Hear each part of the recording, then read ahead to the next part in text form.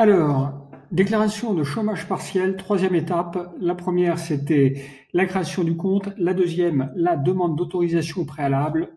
Et la troisième, c'est la demande d'indemnité. Alors pour ça, vous avez reçu un mail dont l'objet est le suivant: activité partielle, notification de décision tacite d'autorisation au titre du dispositif d'activité partielle, avec un code que vous allez utiliser, que vous allez rentrer dans la plateforme. Vous allez voir, je vais vous montrer. Donc, vous retournez dans activité partielle emploi.gouv.appart et vous arrivez sur la page que vous connaissez déjà.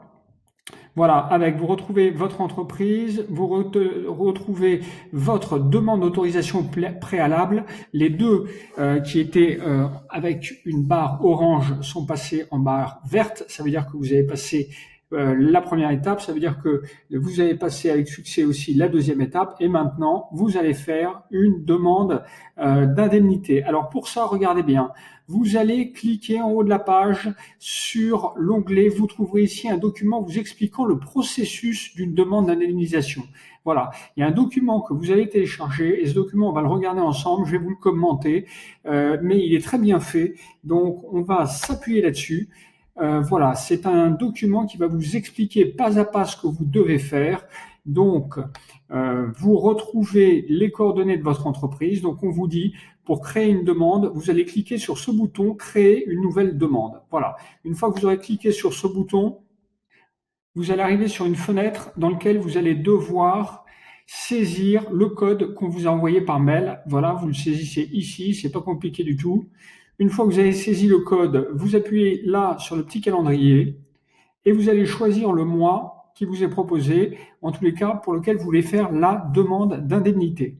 Donc, si c'est le premier mois, ce sera le mois de mars, avril, etc. Et ensuite, vous appuyez sur Créer. Voilà, donc vous arrivez sur une deuxième fenêtre. Deuxième étape de la demande, ça va être la gestion des salariés. C'est-à-dire que vous allez lister les salariés, vos salariés.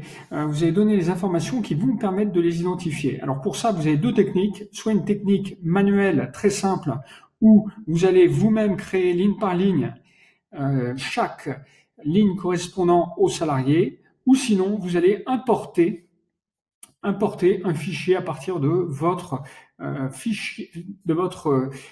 plateforme de paye, de votre service de paye, pour automatiser, si vous avez 10, 15, 20 salariés, pour automatiser le transfert des données. Donc, si vous le faites manuellement, vous allez appuyer sur « Ajouter une ligne ». Si vous voulez importer, vous allez appuyer sur « Importer ». Donc, ensemble, on va voir « Ajouter une ligne ».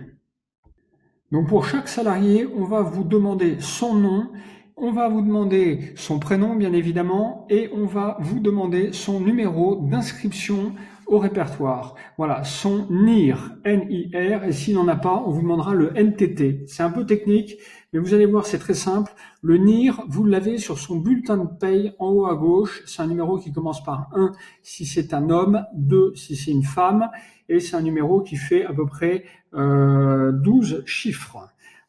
Donc, vous allez avoir besoin de ces informations et vous allez avoir besoin également de son taux horaire. Donc, je vous montre sur une déclaration, une vraie déclaration, ce que ça fait. Alors, vous allez rentrer donc son nom, son numéro, NIR, etc. Vous allez créer vos salariés. Et ensuite, vous allez renseigner pour chacun d'entre eux le nombre d'heures chômées et le nombre d'heures travaillées. Alors, pour chaque salarié, vous le voyez dans cette image, ce tableau, chaque salarié, vous allez devoir rentrer son nom, son prénom, son numéro NIR, NTT, c'est le numéro d'inscription au répertoire. Et s'il n'en a pas, c'est son numéro technique temporaire. Vous le trouvez en haut à gauche de son bulletin de paye. Voilà, c'est le numéro qui figure sur le bulletin de paye et qui sert à l'identifier pour tous les organismes sociaux. Forme d'engagement, vous indiquez ce qui correspond. En général, c'est du forfait annuel ou forfait mensuel. La durée contractuelle du temps de travail, vous la connaissez. La qualité de temps de travail, en général, c'est 100%, sauf si c'est à temps partiel. la catégorie cadre ouvrier, vous verrez qu'il y a 5-6 catégories, et le taux horaire. Alors attention, le taux horaire, pour avoir le taux horaire, vous devez regarder sur son bulletin de paye. Normalement, il apparaît. S'il n'apparaît pas, eh bien, vous divisez son salaire brut mensuel divisé par le nombre d'heures travaillées. Multiplié par 70% pour avoir le taux horaire. Le taux horaire, attention, c'est le taux qui figure sur le bulletin de paye multiplié par 70% du brut, puisque c'est sur cette base-là que l'indemnité va être calculée. Voilà, c'est pas plus difficile que ça. Une fois que vous avez fait ça, eh bien, vous validez bien chaque ligne pour pouvoir en créer une autre, si vous le faites manuellement. Et comme ça, vous ajoutez 1, 2, 3 salariés, autant de lignes que vous avez de salariés. Et si vous le faites en important, vous verrez, c'est encore plus simple. Il y a un gros bouton au milieu de la page qui vous permet d'importer. Étape suivante, une fois que vous avez listé les salariés, vous allez faire la demande d'indemnité par salarié. Alors pour chaque salarié, une fois que vous avez créé les salariés, vous allez devoir ensuite renseigner le nombre d'heures contractuelles par semaine. Alors attention, c'est par semaine, mettez pas par mois, par semaine. Et ensuite, vous voyez que vous avez les différentes semaines du mois qui vont apparaître.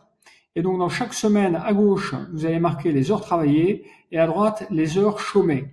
Donc, si votre salarié il n'a pas travaillé du tout, eh bien, vous mettrez les nombres d'heures à droite et 0 à gauche. Ou l'inverse, bien évidemment. Et s'il a un peu travaillé, eh bien, vous mettez le montant travaillé à gauche, heures travaillées, et les heures de chômées à droite. Voilà, c'est aussi simple que ça. Comme le taux horaire a été calculé, vous allez voir que l'indemnité se calcule par salarié automatiquement. Et en bas à droite, là, vous avez l'indemnité totale qui apparaît, c'est-à-dire la somme qui va vous être remboursée. Donc c'est plutôt bien fait. Vous savez dès le début ce à quoi vous allez avoir droit. Une fois que vous avez fait ça, vous appuyez sur envoyer la demande à l'UD. Voilà. Envoyez la demande à l'UD en bas à droite et ça y est, c'est terminé. Vous y êtes enfin arrivé. Vous avez rempli avec succès tous les formulaires et votre demande a été faite. Donc évidemment, la demande a été faite pour 1 mois et il va falloir la renouveler chaque mois si la situation de chômage partiel se poursuit dans votre entreprise. Voilà, j'espère que ce petit tuto vous aura aidé. Si vous n'avez pas déjà fait, abonnez-vous sur cette chaîne YouTube pour avoir l'accès à d'autres tutos pour vous aider à bénéficier du maximum d'aide, de soutien aux entreprises dans le cadre de la crise du coronavirus. À très bientôt.